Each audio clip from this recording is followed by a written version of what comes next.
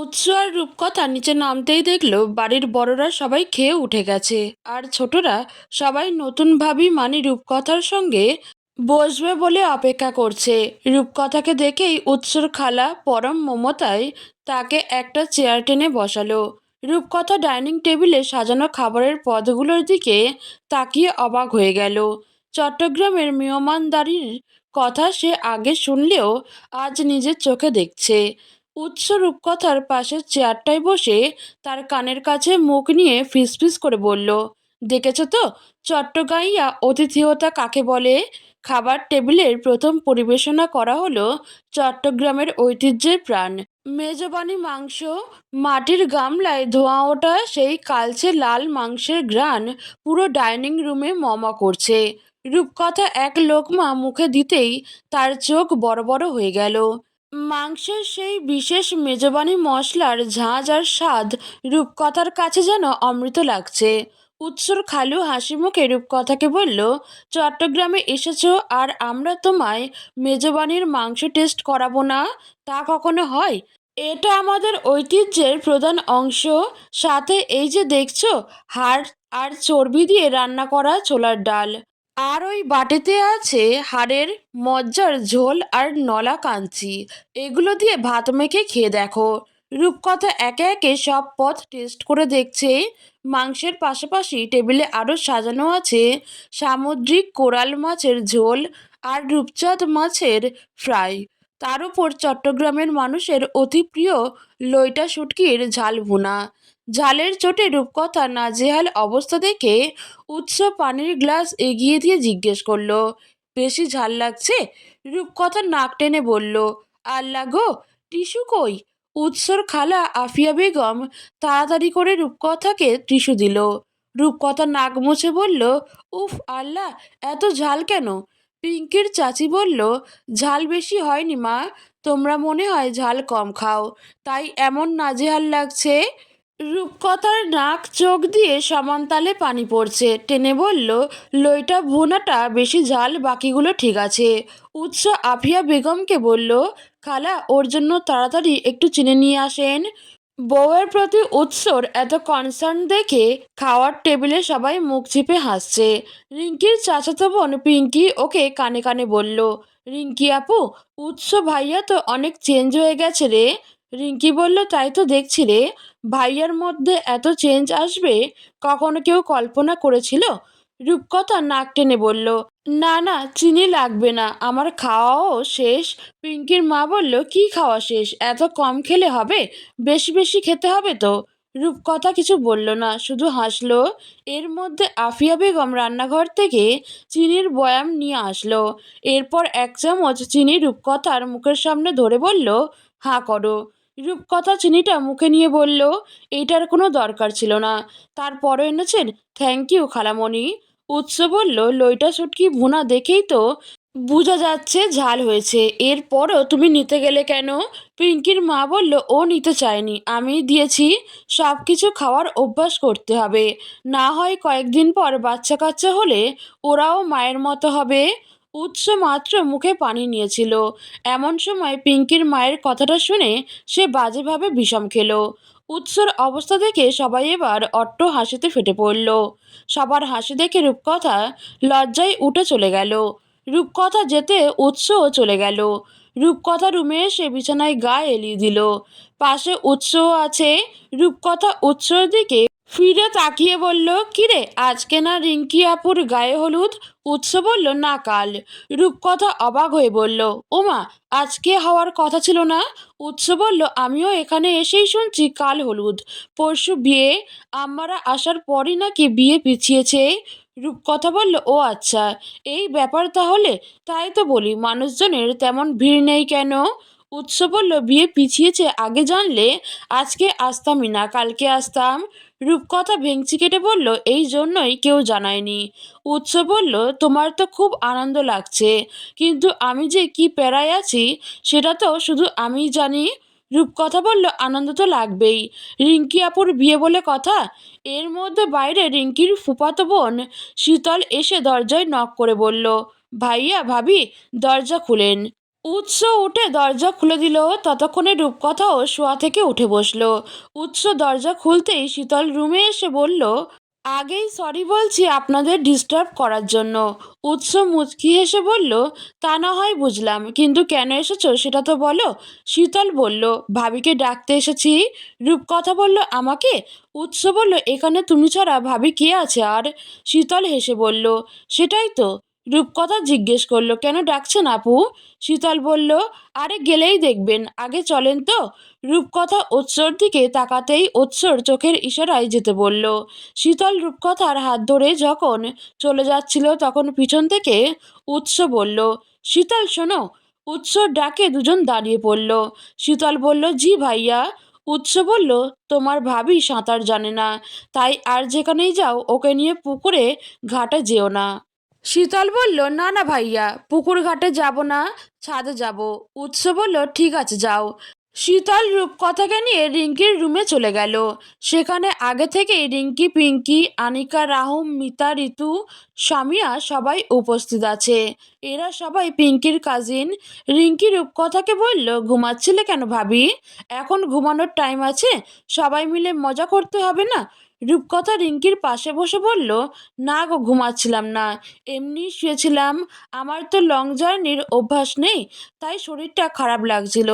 রিঙ্কি রূপকথার হাতে একটা শপিং ব্যাগ দিয়ে বলল, এসব বললে চলবে না, একটু পর রং খেলা আর ফটো সেশন শুরু হবে, তাড়াতাড়ি তৈরি হয়ে নাও। রূপকথা শপিং ব্যাগটা হাতে নিয়ে জিজ্ঞেস করলো, কি আছে এর মধ্যে?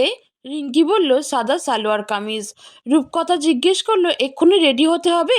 এবার পিঙ্কি বলল, অবশ্যই ভাবি, এক্ষুনি মানে এক্ষুনি। রূপকথা বলল, ঠিক আছে, তাহলে আমাদের রুম থেকে রেডি হয়ে আসি। আমার সব জিনিস তো ওখানে। রিঙ্কি বলল, যাও, সময় মাত্র 10 মিনিট। রূপকথা বলল, তোমরা প্লিজ আমাকে ভাবি ডেকো না, এই ডাকটা শুনলে আমার হেজিটেট ফিল হয়। মেয়েরা সবাই রূপকথার কথা শুনে হেসে দিল। রাউম বলল, ভাইয়ের বউকে তো ভাবিই ডাকবো, তাই না ভাবি? রূপকথা বলল, না প্লিজ, নাম ধরে ডেকো সবাই, আমি খুশি হব। রিঙ্কি বলল, উফ ভাবি, তুমি কি রেডি হতে যাবে নাকি আমি ভাইয়াকে ডেকে বলবো কোলে করে নিয়ে যেতে? রূপকথা বসা থেকে উঠে বলল, যাচ্ছি তো। রূপকথা উঠে নিজেদের জন্য বরাদ্দকৃত রুমে চলে গেল। রুমে এসে দেখলো উৎস ঘুমিয়ে পড়েছে। রূপকথা দরজা লাগিয়ে শপিং ব্যাগটা বিছানায় রাখলো। এরপর উৎসর পাশে আধশোয়া হয়ে হেলান দিয়ে বসে তার চুলে হাত বুলিয়ে দিতে লাগলো। অন্যদিকে পাশে রূপকথার উপস্থিতি টের পেতেই উৎস তার কোমর জড়িয়ে ধরে তার কোলে মাথা রাখলো। উৎসর গরম নিঃশ্বাস রূপকথার মেদিন পেটে গিয়ে লাগছে। সেই নিঃশ্বাসের ভারে রূপকথার সর্বাঙ্গ কেঁপে উঠল। সে ভাবছিল উৎস ঘুমিয়ে পড়েছে। রূপকথা কাঁপা কাঁপা গলায় বলল, সে কি, আপনি ঘুমাননি? উৎস বলল, না। রূপকথা জিজ্ঞেস করলো, ঘুমাননি কেন? উৎস বলল, বউ ছাড়া ঘুম আসে না। রূপকথা বলল, নাটক কম করো প্রিয়। উৎস বলল, সত্যিই বলছি। রূপকথা বলল, আচ্ছা এখন উঠুন, আমাকে রেডি হতে হবে। উৎস রূপকথার কোলে থেকে মাথা উঠিয়ে তার দিকে তাকিয়ে জিজ্ঞেস করলো, রেডি মানে কোথায় যাবে? রূপকথা বলল, রিঙ্কি আপু বলল রং খেলা হবে। উৎস বলল, কোথায়? রূপকথা বলল, ছাদে। ততক্ষণে উৎস আবারও রূপকথার কোলে মাথা রাখলো। বলল, যাওয়ার দরকার নেই, আমার চুল টেনে দাও, মাথা ব্যথা করছে। রূপকথা বলল, যাওয়ার দরকার নেই মানে? এখনই তো সবাই ডাকতে আসবে। উৎস বলল, এই ঠান্ডার মধ্যে গোসল করতে পারবে? রূপকথা বলল, গোসল কেন করব? উৎস বলল, গ্রামের রং খেলা মানে বুঝো? রূপকথা বলল, একজন আরেকজনের মুখে আবির লাগায়, এটাই তো? উৎস বলল, জি না ম্যাডাম। রূপকথা বলল, তাহলে? উৎস বলল, এরা প্রথমে ছাদে আবির খেলবে, এরপর নিচে বাগানে এসে কাদা খেলবে। রূপকথা অবাক হয়ে বলল, কাদা খেলবে মানে কি? একজন অন্যজনকে কাদা মাখাবে? উৎস বলল, শুধু কি তাই, কাদার মধ্যে গড়াগড়ি খাবে এরা। রূপকথা হেসে বলল, ওয়াও, মজার খেলা। উৎস ভেবেছিল রূপকথা হয়তো ভয় পেয়ে যাবে, বলবে না আমি এসব খেলবো না, কিন্তু তার ধারণাকে ভুল প্রমাণ করে রূপকথার মুখে খুশির রেখা চিকচিক করছে। ভাবি, হয়েছে আপনার? বাইরে আনিকার গলা শুনে রূপকথা উৎসকে বলল, উঠেন, আমাকে ডাকছে। উৎস বালিশে মাথা রেখে বলল, যা মন চাই করো, পরে কিছু হলে দেখিও শুধু কি করি। রূপকথা ভেংচি কেটে আনিকার উদ্দেশ্যে বলল, এই তো আপু আসছি, তোমরা যাও। আনিকা বলল, তাড়াতাড়ি আসো। আমরা গেলাম। রূপকথা শপিং ব্যাগটা নিয়ে ওয়াশরুমে চলে গেল চেঞ্জ করতে। উৎস উঠে গায়ে কম্ফোর্টার জড়িয়ে আবারও শুয়ে পড়ল। রূপকথা সাদা সালোয়ার কামিজ পরে গলায় সাদা ওড়না ঝুলিয়ে রুমে আসলো। দেখলো উৎস কম্ফোর্টার দিয়ে নিজেকে প্যাকেট করে শুয়ে আছে। রূপকথা সেদিকে আর না তাকিয়ে ড্রেসিং টেবিলের সামনে গিয়ে দাঁড়ালো। এরপর চুলগুলো আঁচড়ে ঠোঁটে হালকা লিপস্টিক দিয়ে ছাদের উদ্দেশ্যে রওনা দিল। তার পায়ে ব্যথা করছে, পা চলছে না। তবুও কিছু করার নেই, মজা করতেই হবে, কারণ এই সুযোগ বারবার আর আসবে না। রূপকথা ছাদে প্রবেশ করতেই সবাই তাকে ঘিরে ধরল। যে যেভাবে পারছে তাকে রং মাখাতে লাগলো। রূপকথা আসার আগেই এখানে রং খেলা শুরু হয়ে গেছে। অলরেডি এক একটা ভূত হয়ে আছে, চেনাই যাচ্ছে না কোনোটাকে। অন্যদিকে সাউন্ড বক্সে উড়াধুরা হিন্দি গান বাজছে। রূপকথা বলল, মাপ চাই, দোয়া চাই, প্লিজ তোমরা থামো। সামিরা বলল, আজকে থামাথামি নেই ভাবি, আপনিও যারে পারেন তারে ধরেন। রূপকথা বলল, সেই সুযোগটা তো দাও ভাই। অনিকা এক মুঠ রং এনে রূপকথার হাতে দিয়ে বলল, ভাবি যারে পারেন তারে মাখান। রূপকথা এলোপাথারি আশেপাশে যারা ছিল তাদের সবাইকে রং মাখিয়ে দিল। এরপর সে ছাড়া পেতেই দৌড়ে রঙের ডালাগুলোর কাছে চলে গেল। সেখানে থেকে দু হাত ভর্তি রং নিয়ে আবার যুদ্ধে লেগে পড়ল। রং খেলায় ছেলেরাও আছে, তারা সবাই সাদা টি শার্ট পরেছে। রিঙ্কি রূপকথাকে বলল, ভাইয়া তো এসব পছন্দ করে না, তাই তাকে ডাকেনি কেউ। রূপকথা বলল, ভালোই করেছো, জানো উনি আমাকেও আসতে দিতে চাচ্ছিল না। রিঙ্কি বলল, বাদ দাও তোমার জামাইয়ের কথা, ও এমনই। টানা 1.5 ঘন্টা পর রং খেলা আর ফটো সেশনের পর পিঙ্কি সবাইকে বলল, গাইস, সময় স্বল্পতার কারণে আমাদের রং খেলা এখানেই শেষ। ছাদে ফুচকা চটপটির স্টল বসেছে, সবাই উড়াধুলা ফুচকা চটপটি খাও। এরপর খাওয়া শেষ হলে আমরা অন্য খেলা খেলবো। রূপকথার ইচ্ছে করলেও সে কিছু খেলো না। দুপুরেই বমি করেছে, এখন এসব খেলে আবার আরেক ভেজাল হবে, পরে বিয়েটাই এনজয় করা হবে না। তাই সে পিঙ্কিকে বলে কিছুক্ষণের জন্য রুমে চলে গেল। রূপকথা চুপি চুপি রুমে এসে ড্রয়িং রুমের টেবিলের সামনে গিয়ে দাঁড়ালো। চুপি চুপি আসার কারণ সে চায় না তাকে এই রূপে উৎস দেখুক। রূপকথা আয়নায় নিজেকে দেখে নিজেই চিনতে পারছে না। মনে মনে বলল, আল্লাহ গো, এটা কে? রূপকথা ওয়াশরুম থেকে মুখ ধুয়ে আসতেই কম্পিউটারের ভেতর থেকে উৎস বলল, কিরে জোকার? রূপকথা ভয়ে চমকে উঠল, বলল, আপনি কম্পিউটারের ভেতর থেকে কিভাবে দেখলেন আমাকে জোকার লাগছে? উৎস এবার কম্পিউটারের ভেতর থেকে মাথা বের করে বলল, বিশ্বাস ছিল 1 ঘন্টা পর তুমি জোকার হয়ে ফিরে আসবে। এসব রং খেলে মানুষ কি মজা যে পায় আল্লাহ জানে। রূপকথা টিস্যু দিয়ে মুখ মুছতে মুছতে বলল, ম্যাথর কি বুঝবে আতরের গন্ধ? উৎস বলল, এই জন্যই লোকে বলে পাগলকে জিলাপি দিস না, পাগল তিতা মিঠা বুঝে না। রূপকথা কিছু না বলে রেগে মেগে চলে গেল। রূপকথা যেতে উৎস একটা চেয়ার নিয়ে ব্যালকনিতে গিয়ে বসলো, একটু পর বাগানের দৃশ্য কেমন হবে তা দেখার জন্য। সবাই ছাদ থেকে নিচে আসলো। রূপকথা দেখলো রাইহান পানি দিয়ে পুরো বাগানটা পিচ্ছিল বানিয়ে ফেলেছে। রূপকথা ঋতুকে জিজ্ঞেস করলো, আপু, এমন কাদার মধ্যে কি খেলা হবে? ঋতু বলল, দেখতে থাকো। রূপকথা বুঝলো তার কপালে আজকে দুঃখ আছে। নিজেকে নিজেই বকা দিয়ে বলল, দূর রূপকথা, কেন যে জামাইয়ের কথা শুনলি না, এখন ঠেলা সামলা। রূপকথা ভাবনার মাঝেই দেখলো সবাই নিচ থেকে কাদা নিয়ে একে অন্যকে যেভাবে পারছে মাখিয়ে দিচ্ছে। সবার এমন অবস্থা দেখে রূপকথা 2 হাত দিয়ে নিজের মুখ ঢেকে ধরল, বলল, বা জামাইয়ের কথা না শুনলেই মারা খাই। আজ পর্যন্ত যতবার জামাইয়ের কথা শুনিনি ততবার মারা খাইছি, আজকেও খাবো। এর মধ্যেই ঋতু এসে রূপকথার হাত ধরে টেনে তাকে সবার মাঝে নিয়ে গেল। রূপকথা দেখলো ছেলেরা যে যাকে পেরেছে তাকেই মাটিতে ফেলেছে। কি অদ্ভুত খেলা! এই খেলায় রূপকথা ঘোরতর হার হারল। একটা কাউকে সে কাদা মাখাতে পারেনি, উল্টো নিজেই ভূত হয়ে বসে আছে। বড়রা সবাই তাদের খেলা দেখছে। রূপকথার অবস্থা দেখে আয়েশা বেগম বলল, হয়েছে এবার, আমার মেয়েটাকে তোমরা ছেড়ে দাও, ওর এসবে অভ্যাস নেই।